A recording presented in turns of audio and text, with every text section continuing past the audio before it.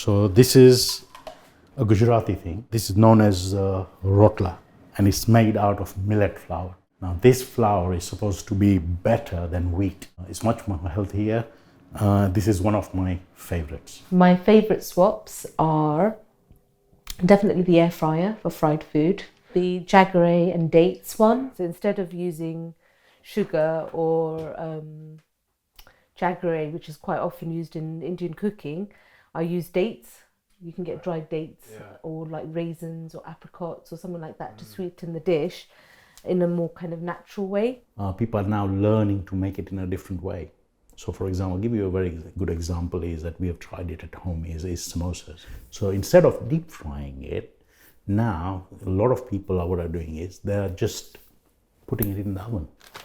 These are called hara para kebabs, which are made from peas, but they come ready-made. These are my favourite things in the world. If I come back from work and I'm really hungry and I'm going to eat something that I shouldn't, I'll put these in. Normally you would fry them. I'm sure the instructions say to fry as well. So you're still making the same sort of thing. It doesn't have the same consistency, the taste and all that, but it's almost there. But when you just don't fry it and you bake it in the oven, you're taking out a lot of fat. Using water instead of oils and fats. So where you might add oil in your cooking to get things to cook and not be raw, I tend to add extra water, to keep a kettle of hot water and just add in increments depending on what dish you're making and let things cook in their natural juices and natural sauces. The other thing is you make Indian sweets.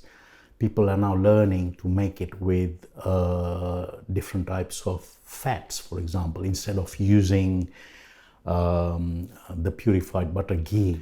The amount that you're using is less. The amount of sugar people put in is less. A lot of cuisine, any cuisine, you need to balance with sweet flavour. And I find that I can get the sweet flavour without having the pure sugar. Instead of using sugar, people will now start using things like dates to give it sweetness. All these things, people are now experimenting and adapting. Yeah, it's really good. Indian food is really good. It doesn't matter whether you fry it or whether you oven it. So even with my aubergines, I have got 3 ways I can cook these and steam them. I can put them in the oven to grill them.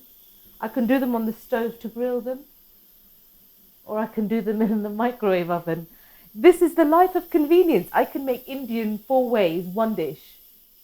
I think I'm fortunate that I have so many options in how I cook. I don't have to fry.